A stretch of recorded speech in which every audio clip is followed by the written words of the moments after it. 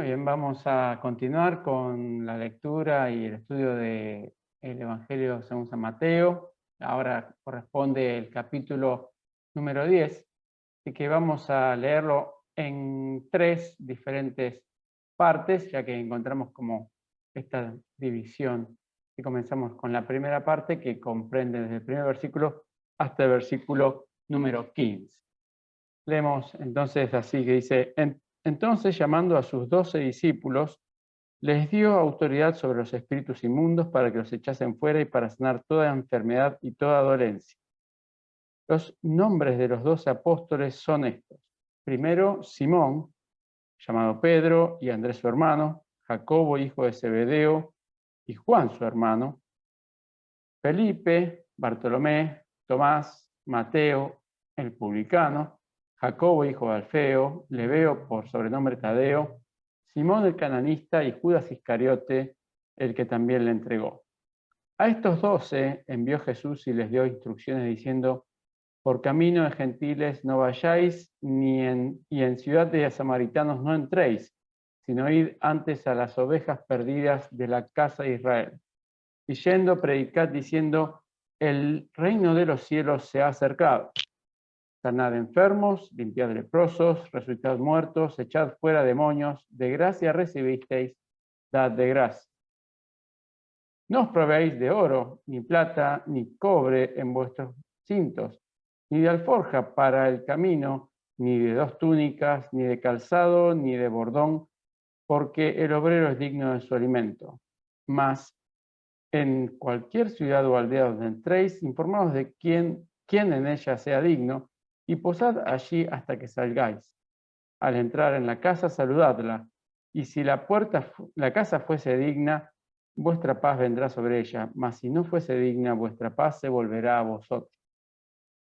Y si alguno no os recibiere, ni oyere vuestras palabras, salid de vuestra casa, de aquella casa o ciudad, y sacudid el polvo de vuestros pies.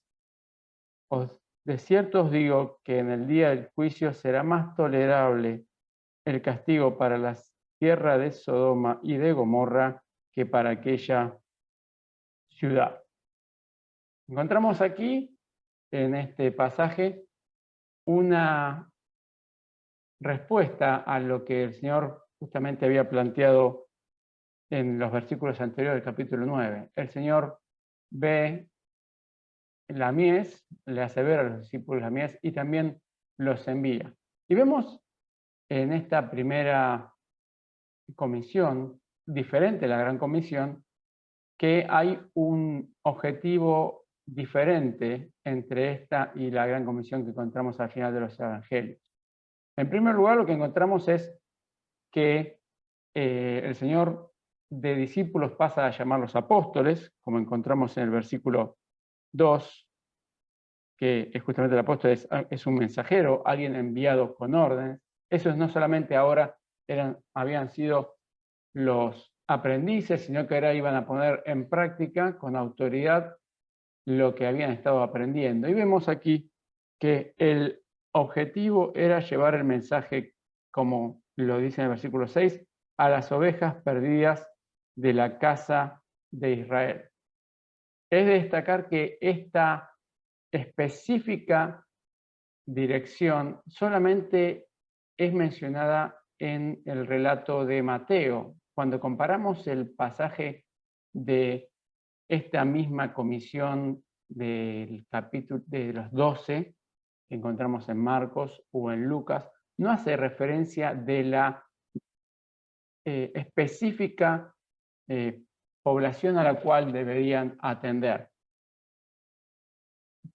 Porque justamente recordemos que esto es un evangelio que está escrito pensando para los judíos, para dar a entender justamente que esta primera misión, esta proclamación del reino que se había acercado, que ya estaba en medio de ellos, era como principal destinatario el pueblo judío. Por eso el mensaje, este hecho está relatado en tres oportunidades, pero solamente en esta nos encontramos con esta específica descripción y esta específica restricción que el Señor le puso a los apóstoles. Es también para destacar que de las tres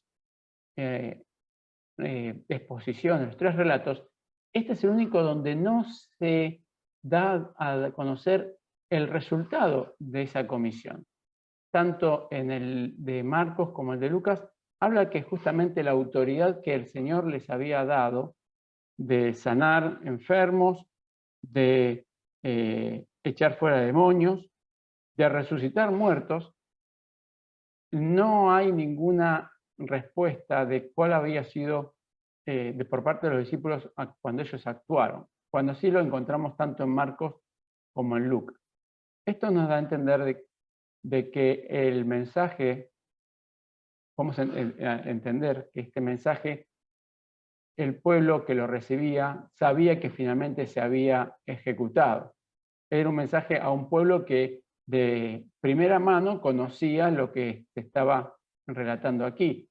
Debemos tener en cuenta la gran tradición oral que tenía el pueblo de Israel, y estos hechos que habían acontecido apenas unas pocas décadas antes estaban bien presentes en ellos, de que realmente habían ocurrido tal como el Señor lo había encomendado. Mientras que Marcos y Lucas, evangelios más orientados al pueblo romano o a los pueblos gentiles, el escritor, el Señor, hizo destacar de que lo que el Señor había dicho finalmente se había cumplido, como una señal de la autoridad que él tenía.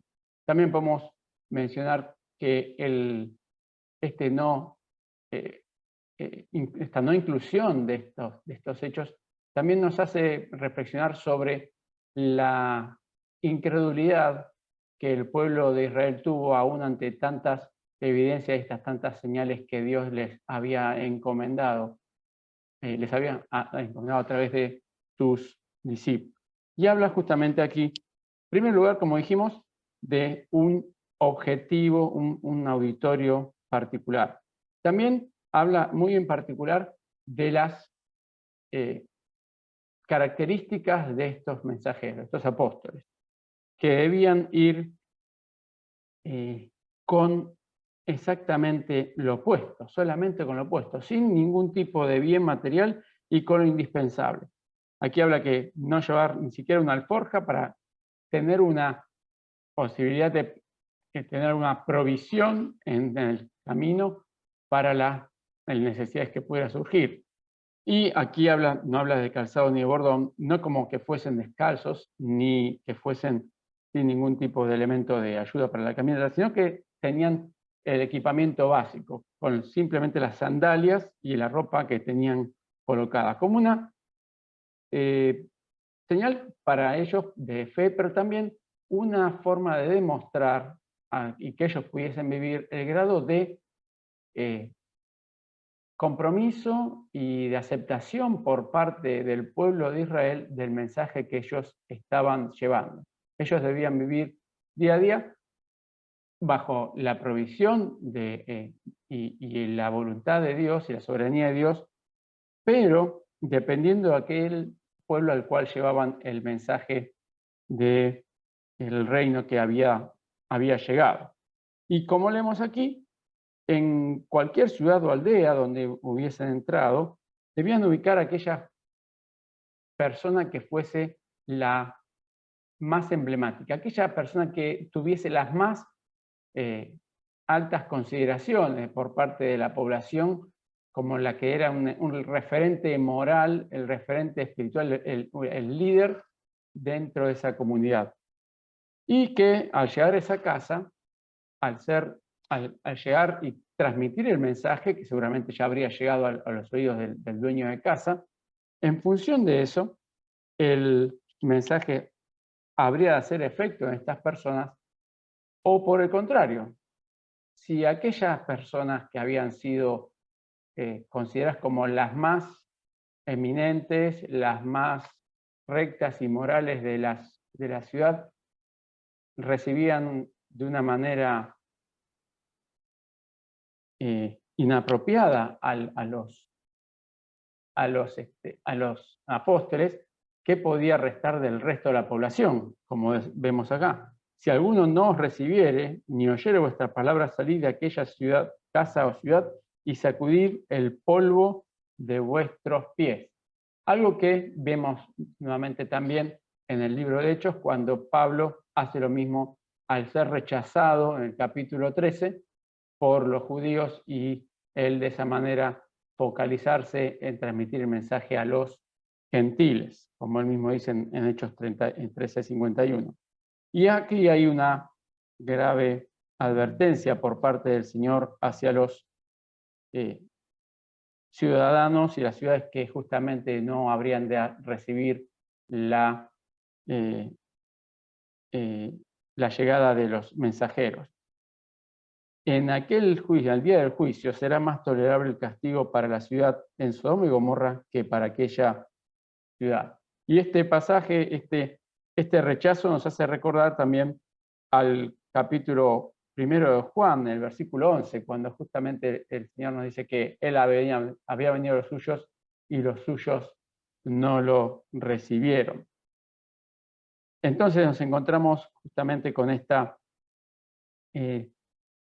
primera comisión. Hay una segunda comisión también a través de 70, que solamente se encuentra relatado en el libro de Lucas, capítulo 10. Pero lo cierto es que,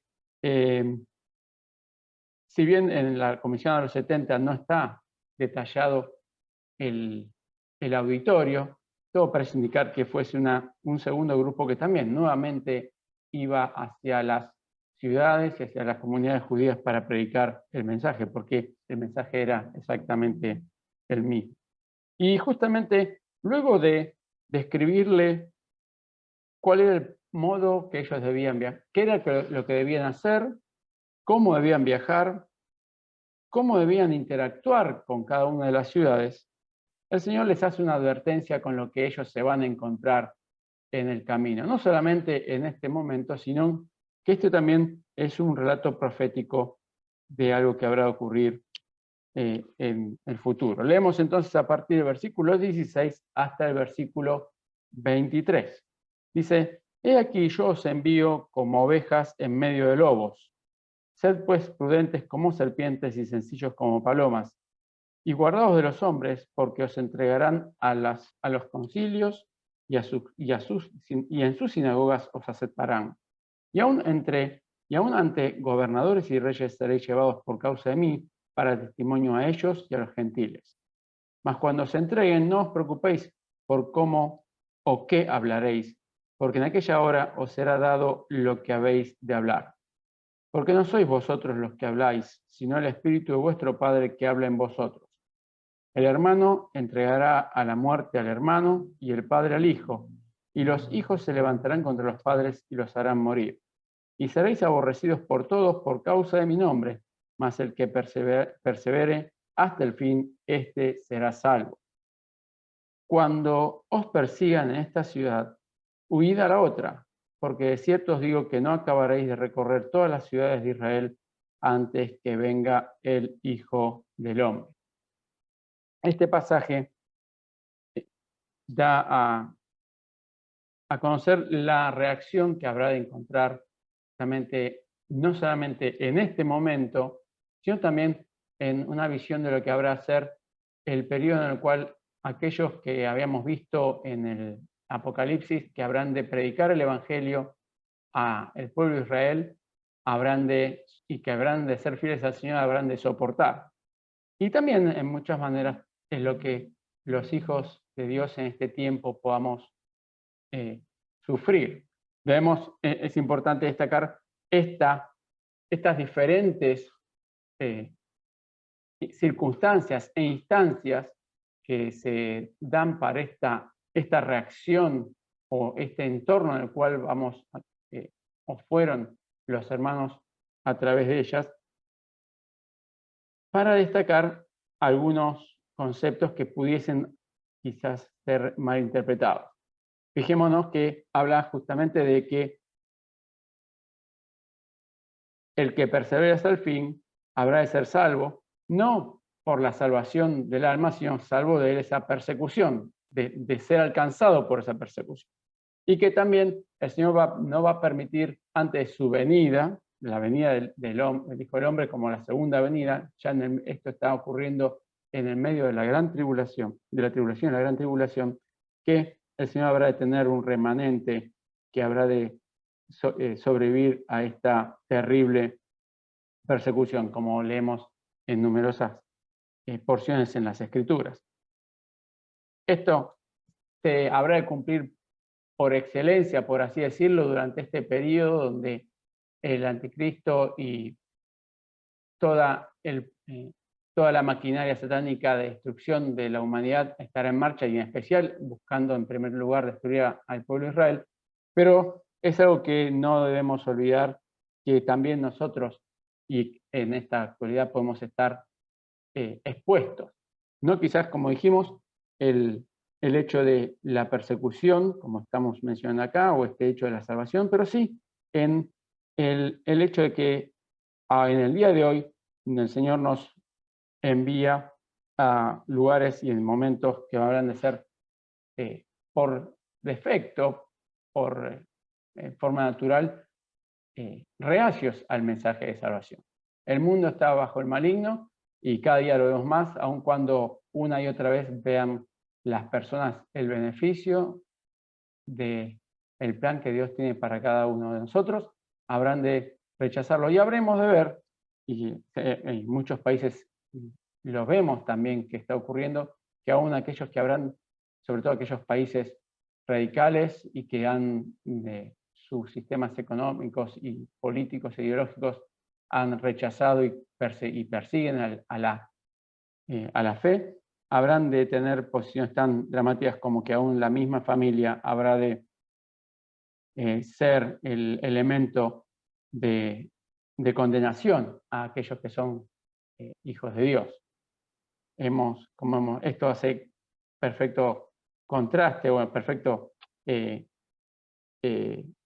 conexión con la exposición más radical del pecado, donde vemos que aún el afecto natural es dominado por la naturaleza pecaminosa del hombre. Y también es para reflexionar y para ver, a tener en mente lo que leemos con relación a lo que el Señor le dice con el momento en el que habrán de defenderse delante de aquellas cortes, aquellos juicios injustos y siempre como hemos visto a través del tiempo, tan parciales. Porque en este relato encontramos que habla que el Espíritu Santo, el Espíritu de vuestro Padre, es el que habla en vosotros. Mientras tanto, que en otros pasajes, como el de Marcos, habla que es el Espíritu Santo que lo hace. Y en Lucas 21 habla que es el Señor Jesús el que dará las palabras, viendo que nuevamente la Trinidad manifestada en una acción particular de la vida de los hijos de Dios. Continúa entonces el pasaje a partir del versículo 24 hasta el final con esta última sección, que es la que dio una principal razón al título de esta noche, que es los costos del ser discípulo. Y leemos desde el versículo 24 hasta el 42 lo siguiente. El discípulo no es más que su maestro, ni el siervo más que su señor. Basta al discípulo ser como su maestro y al siervo como su señor. Si al padre de familia llamaron Belcebú, cuánto más a los de su casa. Así que no los temáis, porque nada hay encubierto que no haya de ser manifestado, ni oculto que no haya de saberse. Lo que os digo en tinieblas, decidlo en la luz, y lo que oís al oído, proclamadlo desde las azoteas. Y no temáis a los que matan el cuerpo, mas el alma no puede matar. Temed más bien a aquel que puede destruir el alma y el cuerpo en el infierno. No se venden dos pajarillos por un cuarto, con todo ni uno de ellos cae a tierra sin vuestro Padre. Pues aún vuestros cabellos están todos contados, así que no temáis, más valéis vosotros que muchos pajarillos. A cualquiera pues que me confiese delante de los hombres, yo también le confesaré delante de mi Padre que está en los cielos. Y a cualquiera que me niegue delante de los hombres, yo también le negaré delante de mi Padre que está en los cielos. No penséis que he venido para traer paz a la tierra, no he venido para traer paz, sino espada. Porque he venido para poner disensión al hombre contra su padre, a la hija contra su madre y a la nuera contra su suegra. Y los enemigos del hombre serán los de su casa. El que ama a padre o a madre más que a mí, no es digno de mí. El que ama a hijo o a hija más que a mí, no es digno de mí. El que no toma su cruz y sigue en pos de mí, no es digno de mí. El que haya su vida la perderá, y el que pierde su vida por causa de mí la hallará.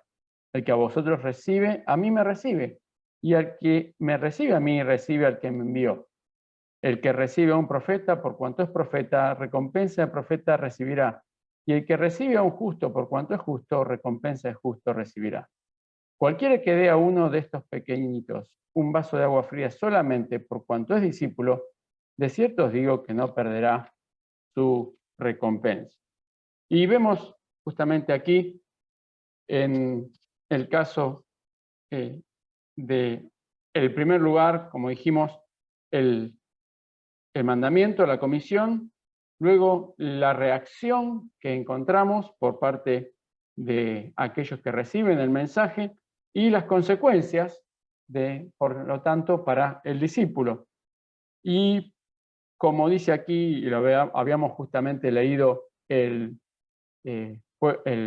martes pasado, cuando consideramos el capítulo 9 de Mateo, cuando los fariseos decían que por el príncipe de demonios echaba los demonios, si al mismo Señor lo trataban de algo dañino, de algo perjudicial, ¿cómo no habremos nosotros también de sufrir las consecuencias? Y es importante que desde el momento de hoy veamos esto en la perspectiva de la sociedad actual. Cuando el Evangelio hoy por hoy es proclamado y mostramos las verdades de Dios basadas en la Biblia, la reacción que está teniendo cada vez más radicalizado el mundo es de que es un mensaje dañino, es un mensaje que genera conflicto en las personas, que las desvaloriza, que es malo, en total coincidencia justamente con lo que dice el profeta Isaías, que a lo bueno se le llama malo y a lo malo se le llama bueno. Entonces, la figura aquí es justamente de que el mensaje es todo lo malo posible para la mente y las intenciones y las aspiraciones de aquellos que lo reciben. Por lo tanto, si el Señor nos ha dado a comunicar este mensaje, nosotros también vamos a tener esta respuesta por parte del mundo. El mundo, como vemos, hoy por hoy, pareciese que el mensaje que es el verdadero amor, que es el sacrificio incondicional y absolutamente de gracia de parte del Señor, no es la manifestación correcta del amor, sino es al contrario una desviación del plan de Dios para el hombre y la mujer, el verdadero amor, y no el amor verdadero que fue el sacrificio de Cristo en la cruz, trastocando el concepto real del amor, como un simple ejemplo de lo que vemos hoy en día, de cómo lo que el Señor propone, lo que el Señor nos dice en su palabra pasa a ser algo totalmente dañino y repudiable a los ojos de las personas que están bajo el dominio de Satanás. Dice aquí entonces también que no temáis, porque nada haya encubierto que no haya de ser manifestado, ni oculto que no haya de saberse. Lo que os digo en tinieblas, decidlo en la luz, y lo que oís al oído, proclamadlo desde las azoteas. Lo cual nos da la posibilidad de ver esto de dos puntos de vista. En primer lugar, reconocer que aún aquellas cosas que pareciesen que son hechas en el nombre del Señor y que pasan desapercibidas, sin embargo el Señor en su momento y en su lugar las habrá de reconocer y recompensar, como vemos en el tribunal de Cristo. Y también la posición de que es algo que no podemos quedarnos para nosotros solos. Lo que hemos recibido, y por eso el Señor lo dice aquí justamente, no debemos temer de transmitir aquello que lo cual hemos llegado a conocer. Algunas de esas cosas quizás nosotros hemos, en nuestra meditación diaria o en nuestro estudio de la palabra, el Señor nos ha permitido descubrir en su palabra y aplicar en nuestra vida, debemos también nosotros darlo a conocer con valentía, con definición, con denuedo, como dice tantas veces en el libro de los Hechos. No temáis a los que matan el cuerpo, mas el alma no pueden matar. Temed más bien a aquel que puede destruir el alma y el cuerpo en el infierno. Y está hablando, por supuesto, de Dios, porque no está mencionado, no hay forma de que Satanás sea capaz de hacer esto, sino finalmente Dios es el que puede enviar, dar la orden de llevar a las personas a su condenación eterna. Satanás lo que hace es todo lo posible para que las personas rechacen el plan de Dios y determinen por su cuenta desobedecerle. Y Dios habrá justamente de aplicar el castigo de su maldad sobre ellos. Y también menciona aquí justamente, como veíamos en relación con el versículo 26, que el Señor tiene cuidado de cada uno de nosotros y que tiene plena conciencia de cada una de nuestras circunstancias, de nuestras necesidades y de nuestras preocupaciones. Habla justamente aquí de las pequeñas criaturas, como vemos también, hemos visto también en el Sermón del Monte, que nada les ocurre sin que el Señor sepa y controle y permita. Y lo mismo sucede también con los hijos de Dios. Cada una de las pruebas y dificultades que podamos nosotros atravesar están siempre bajo el conocimiento y control de nuestro Padre. Y aquí en el versículo 32, el Señor hace una importante advertencia, pensando que esto está fundamentalmente dirigido al pueblo de Israel, pero que tiene aplicación a algunos de estos pasajes en forma directa a nosotros como hijos, como pueblo de Dios. A cualquiera pues que me confiese delante de los hombres, yo también le confesaré delante de mi Padre que está en los cielos. Y cualquiera que me niegue delante de los hombres, yo también le haré delante de mi Padre que está en los cielos. Aquí estamos en el versículo 33, estamos hablando justamente de este rechazo que el pueblo de Israel hace en forma sostenida y permanente, o como ejemplo en este caso, hablando a sus discípulos, pero que también se aplica a los hombres en general.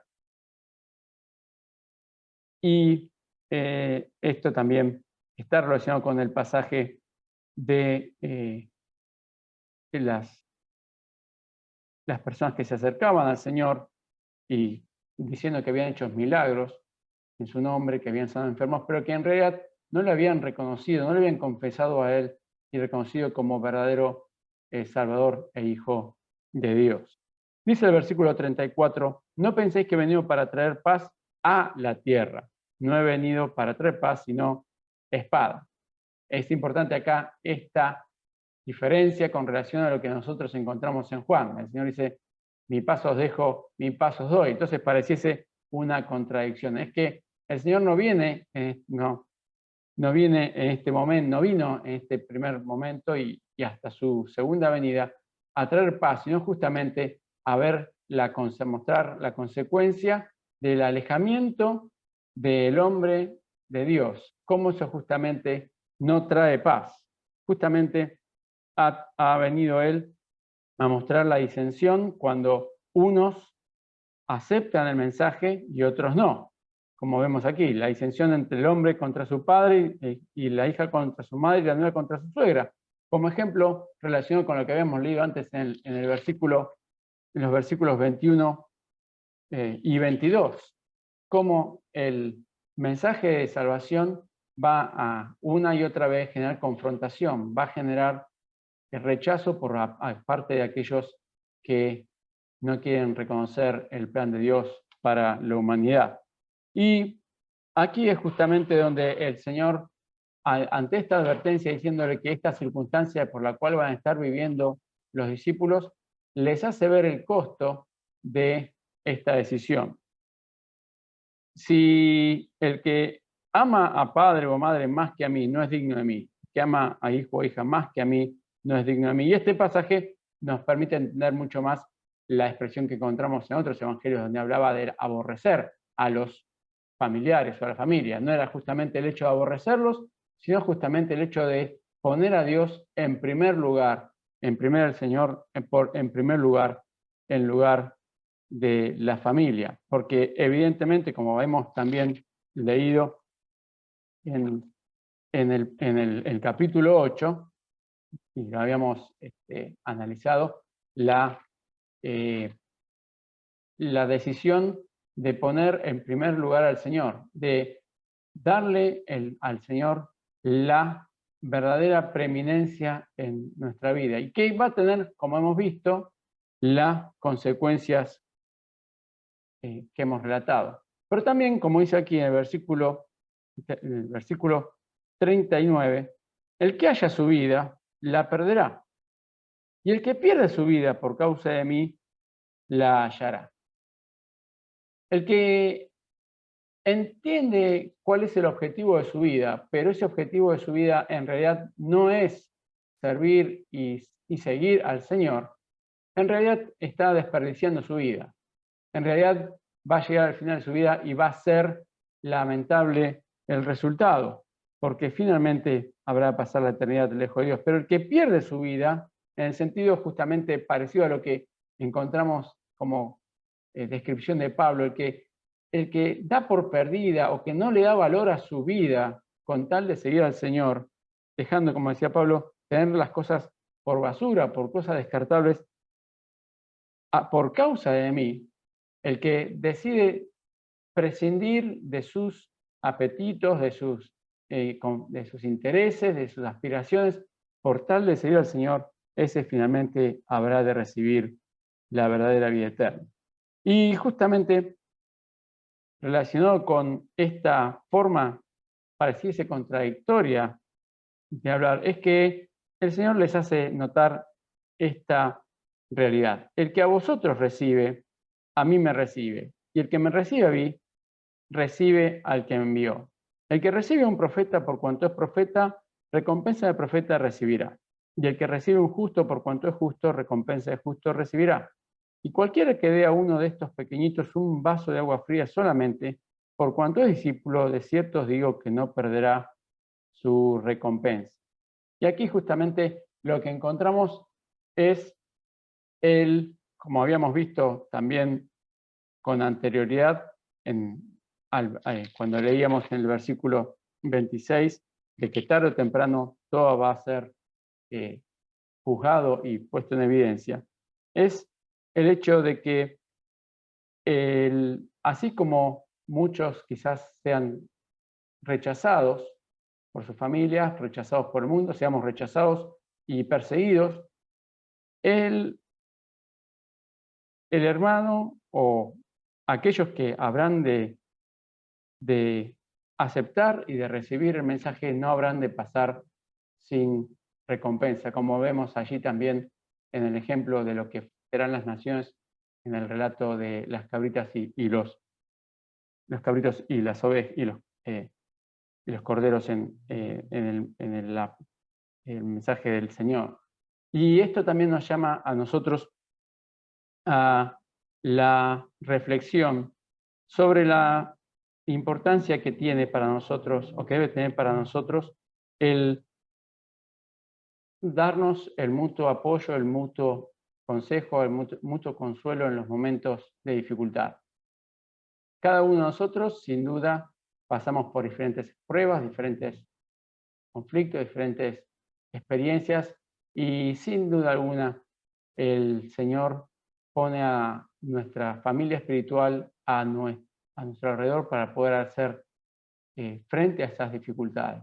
Y en este pasaje justamente nos hace recordar de que aún aquellas cosas más imperceptibles a los demás, aquellas cosas quizás secretas, como hemos visto en versículos anteriores, que quizás solamente el Señor y algún hermano conocen, en el cual hemos obrado para bien de otros, esto no habrá de pasar desapercibido. El Señor lo toma en cuenta. El Señor reconoce y ve cuando así como hemos dejado las cosas, hemos preferido dejar comodidades o apetencias o anhelos por parte del Señor, a veces también nosotros al recibir a un hermano y prescindir o sacrificar nuestro tiempo, nuestro espacio, nuestros bienes para darle lo necesario, eso tampoco va a quedar sin reconocimiento. No por, evidentemente, un espíritu mercantilista, podemos decir, por parte de nosotros, sino justamente como una verdadera señal de reconocimiento por parte del Señor, de que aún aquello que a nosotros parece desapercibido, que quizás nos podemos sentir desanimados al hacer y ver que no hay la reacción o la respuesta que esperamos, eso no va a pasar, no pasa desapercibido para el Señor. Y que esos sacrificios que podemos estar haciendo por los hermanos, por la obra, por la extensión del Evangelio, por la edificación de los hermanos de una manera sincera, de una manera desinteresada, el Señor siempre lo habrá de tomar en cuenta. Y que también nosotros como hijos de Dios, a veces nos podemos estar privando a un hermano de recibir esta recompensa, porque unos a otros necesitamos y nuestras necesidades, nuestras preocupaciones, nuestros anhelos, cuando las compartimos con los hermanos y el Señor a través de ellos nos puede dar su palabra de aliento, su ayuda, su confort, también nosotros así, de esa manera también estamos siendo bendecidos y bendecimos a aquellos que nos acobijan y nos acompañan. Que el Señor nos bendiga en esta oportunidad al repasar este pasaje, en recordar, como hemos visto, el costo de ser discípulo, las consecuencias que vamos a poder estar atravesando, pero sobre todo ver cuáles son las recompensas que el Señor nos ha prometido. Y también la gran responsabilidad que tenemos de a cada una de las ocasiones que el Señor pone delante nuestro de servirle de una manera a veces desapercibida, de una manera hasta quizás para nosotros insignificante. Nada de todo eso al Señor se le escapa y pasa por alto. Que nada de lo que podemos hacer es en realidad sin valor para el Señor, sino que realmente Él está en la conciencia permanente de todo lo que hacemos, y todo lo que hacemos para Él de forma sincera habrá de ser en su momento de bendición para nosotros, pero sobre todo de gloria para Él. Que el Señor nos bendiga.